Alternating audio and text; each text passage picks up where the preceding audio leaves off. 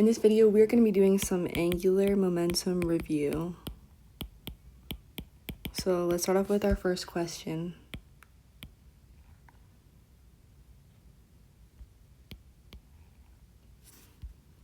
Let's say that we have a spinning top at rest and there's a string that is going to wrap around this.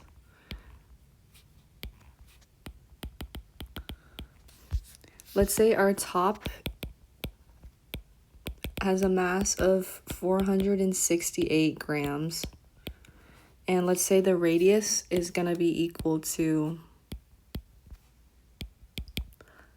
13 centimeters. And let's say that it's a solid disc. Let's say the tangential tension of the string, it's going to pull something. It's going to have a ball. Tangential is equal to 0.20 newtons. And the time interval that this was applied for is 3.25 seconds. We want to find what is the omega final at point O. So how do you find this? Well, you have torque from a tangential force. It's going to be equal to R times F.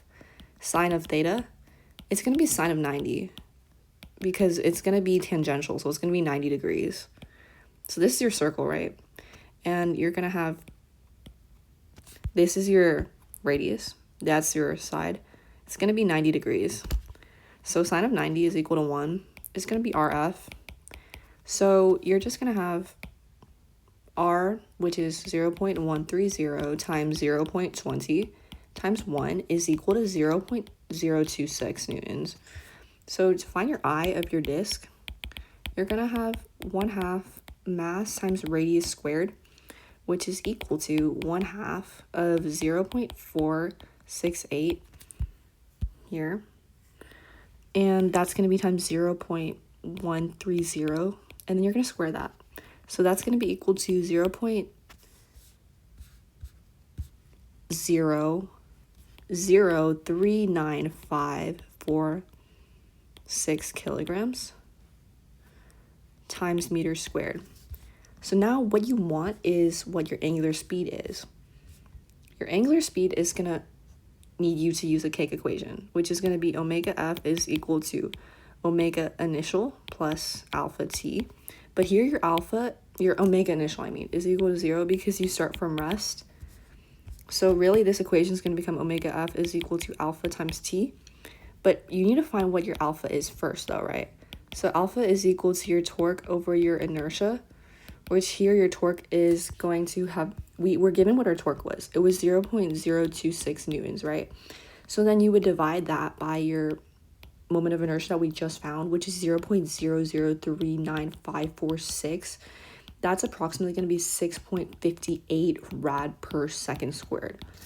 So now after this is going to be your alpha. We just found that it was 6.58. You're going to multiply that by your time, which is 3.25. And this is going to equal to 21.4 rad per second. Now, this is in rad per second, but you want to convert your rad per second into RPM for this question. We want to report this in RPM. So how would you get this into RPM? To find omega in RPM, you would have omega and you would multiply what you have in rad per second by 60 over 2 pi. Because in 2 pi revolutions, you have 60 seconds. In 2 pi, that's like the distance you traveled in that amount of time. So here we could plug that in. That would be 21.4 times 60 over 2 pi. And you would get, so this is what your conversion, like your formula would be. Your answer is going to be approximately 204 RPM as your answer. And this is our first question. So we'll mark this as question 1. Now for our second question, let's say that we have a vertical flywheel.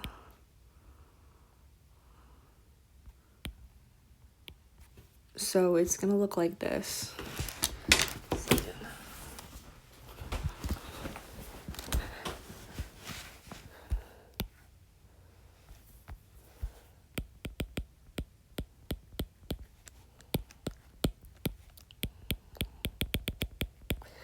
So at this moment, your angular speed is going to equal to 54.5 RPM about our horizontal axis, point O, which I'm going to call here. That's going to be O. And we're going to be going this way. We're spinning. So it's also going to be frictionless.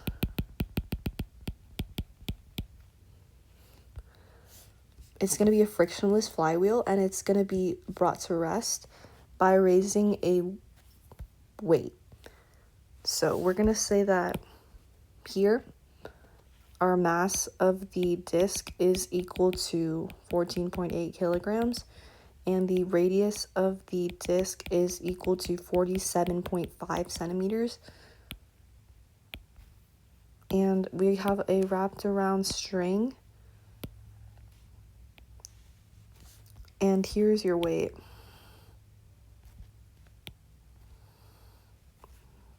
Your weight has this mg.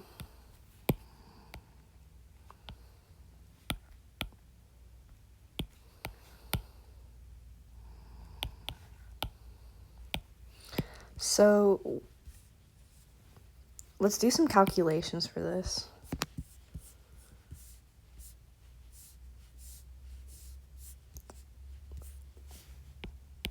We want to find the FT in rope if it takes flywheel 3.2 seconds to slow to stop as the weight is lifted. So our first course of action is we need to convert our angular speed to rad per second. We have our angular speed, but it's in RPM right now, which is not the convention for omega. You want to have it in rad per second. So how do we convert RPM to rad per second?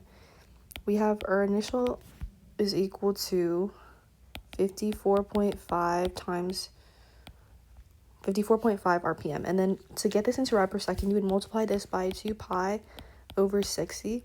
So this is going to equal to approximately 5.71 rad per second. Now we need to find our angular acceleration. We have a constant acceleration here. So that's because our omega is equal to 54.5. So we can, and also in AP Physics 1, you can always use your cake equations most of the time. I mean, like always, because you don't have changing acceleration because that would require calculus. So you would have omega f is equal to omega initial plus alpha t. So we know we are going to come to a rest, so that's equal to 0. You have 5.71 plus alpha times 3.2. Alpha is going to equal to negative 5.71 over 3.2, and this is going to equal to negative 1.78 rad per second squared.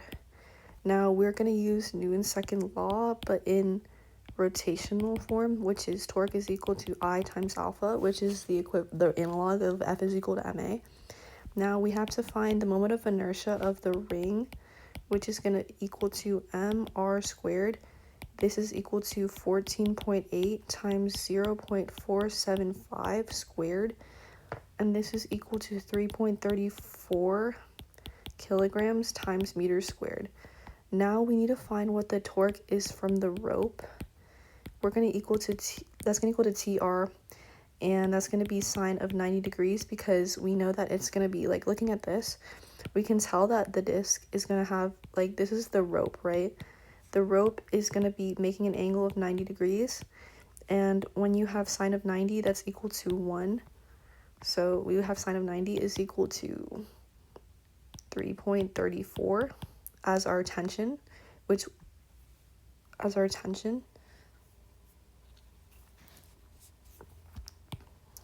So wait, for TR, we can set that equal to I times alpha. T is not equal to 3.34. That's the inertia. My bad. So inertia is going to be equal to 3.34. our angular acceleration, which we found, was 1.78, and we're just going to say 1.78, not negative. And we have our radius, r. Our radius is equal to 47.5 centimeters, which is going to be 0.475 meters. 75 meters. So you can rewrite this as t times 0.475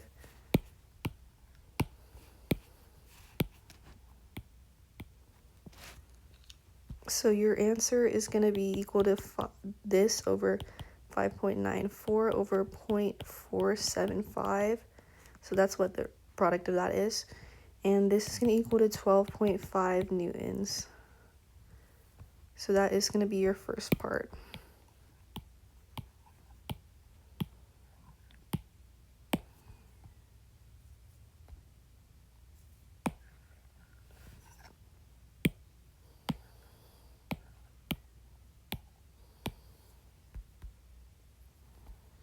Now, for our next question, let's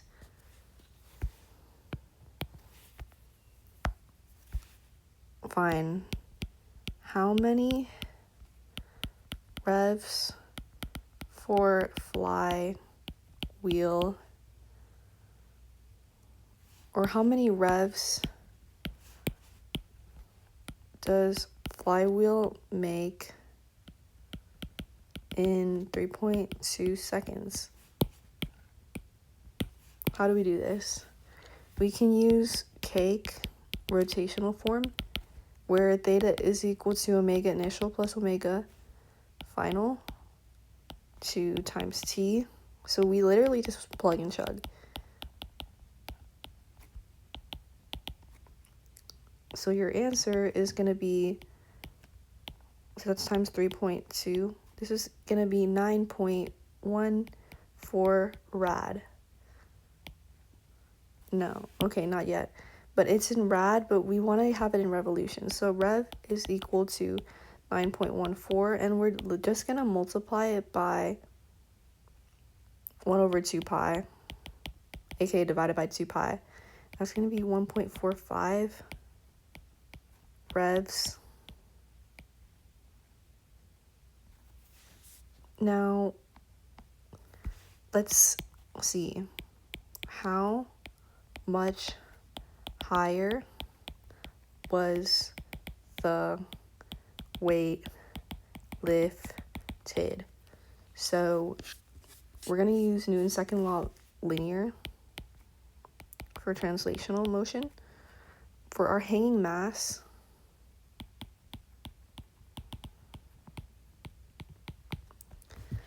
summation of forces is equal to mass times acceleration. So our forces are going to be upward.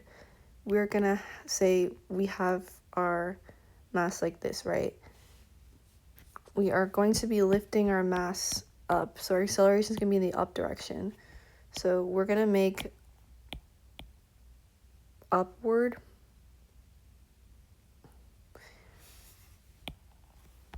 what we're looking at. So here we have F, or we're going to say we have mg. Mg is going to be the weight of the block. So we're going to have weight minus tension.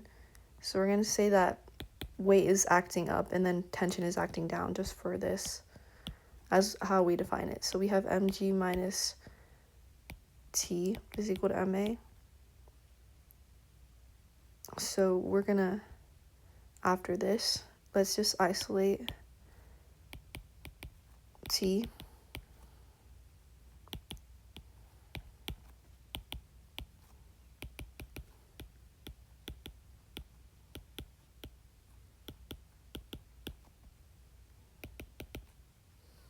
Now you can just, actually, no, we don't want to isolate t. What am I doing?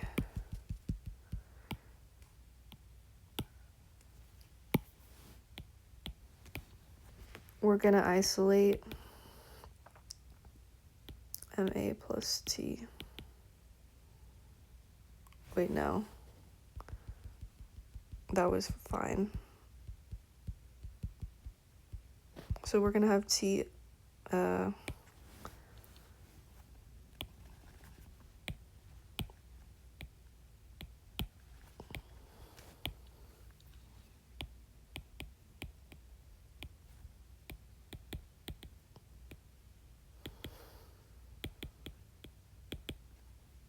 now you can just plug and chug here.